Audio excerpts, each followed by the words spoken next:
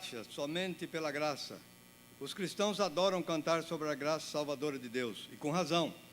João nos diz que de Jesus todos nós temos recebido da sua plenitude e graça sobre graça.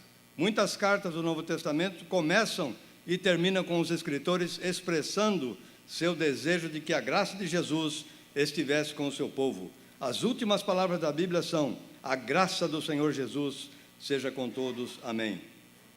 Os reformadores entenderam a importância da graça de Deus para o ensino bíblico sobre a salvação. De fato, um dos lemas que vieram a definir o ensino da Reforma era sola gratia, que vem do latim para somente pela graça. Os cristãos são salvos somente pela graça de Deus. O que Roma objetou no ensino dos reformadores? Onde está a linha que diferencia Roma da Reforma? Encontra-se em uma única palavra: sola, somente. Os reformadores sustentavam que o pecador é salvo pela graça de Deus, o seu favor imerecido.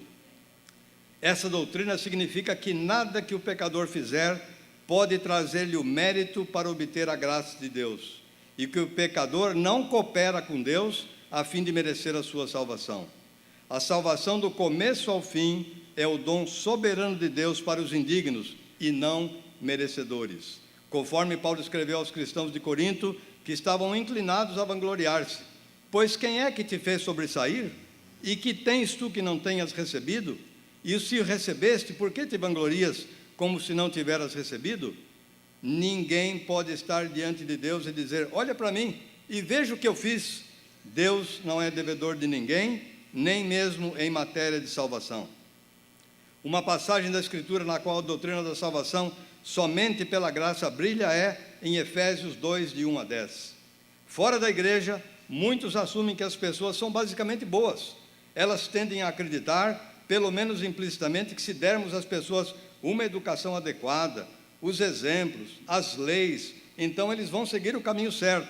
Leis justas, exemplos nobres e educação adequada são inestimáveis, mas são impotentes para mudar um coração comprometido com sua rebelião contra Deus. Dentro da igreja, muitos já disseram e ainda dizem que as pessoas estão doentes, e até mesmo desesperadamente doentes. No entanto, ainda disse a esses doentes que eles têm os recursos necessários para responder e cooperar com a graça de Deus. Mas Paulo não diz que estamos doentes. Ele diz que longe de Cristo nós estamos mortos. Espiritualmente falando, somos cadáveres no chão sem Jesus. Não podemos nos aproximar de Deus, assim como um cadáver não pode reunir forças para sair do seu túmulo. Assim é o quão ruim estamos quando estamos longe de Cristo. Felizmente, Paulo não termina por aí.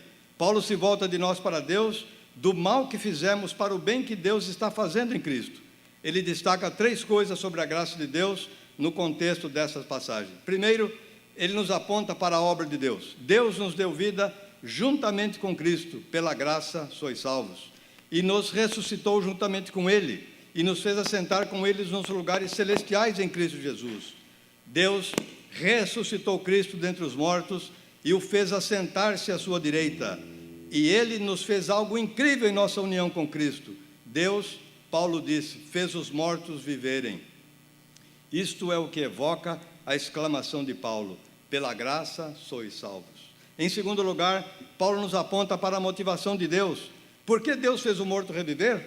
Não foi por causa de nossas obras, nem as obras que fizemos antes de nos tornarmos cristãos, nem as obras que temos feito depois que nos tornamos cristãos. Caso contrário, poderíamos ter motivo para nos gloriar. Em vez disso, Paulo diz: Deus nos deu vida por causa de sua misericórdia, de seu grande amor com que nos amou. Paulo sai do seu caminho para incutir em nós que o próprio amor e a misericórdia de Deus são a fonte da nossa salvação. Em terceiro lugar, Paulo nos aponta para o propósito de Deus. Com que propósito Deus fez o morto reviver?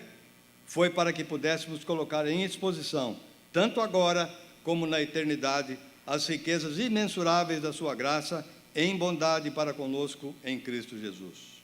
Aproveite esta celebração dos 500 anos, meio milênio da reforma do século XVI, e veja na sua vida se existe alguma reforma a ser feita, alguma mudança. Não se conforme, mas transforme-se. Nós somos salvos somente pela graça de Deus. Fique em pé, canta comigo.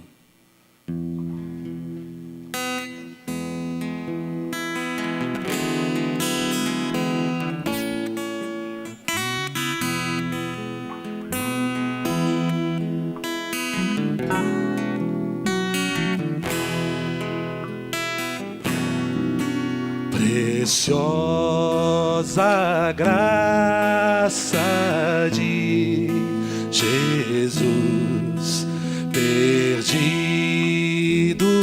me encontrou,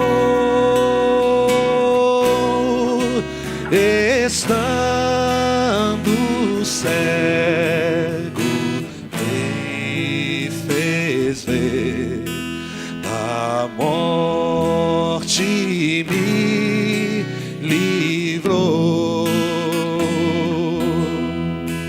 A graça libertou,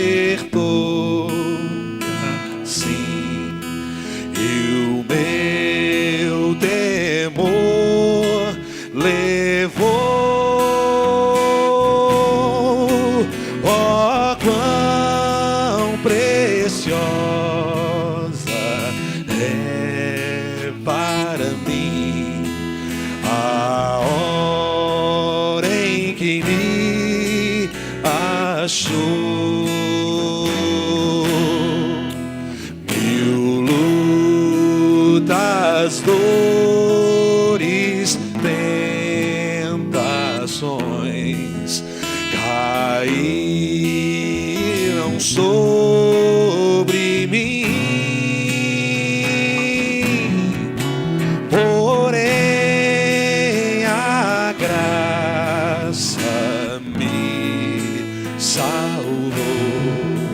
Feliz eu sou, enfim,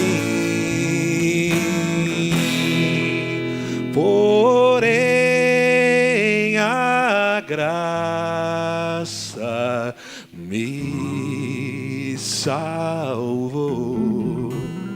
Feliz eu sou,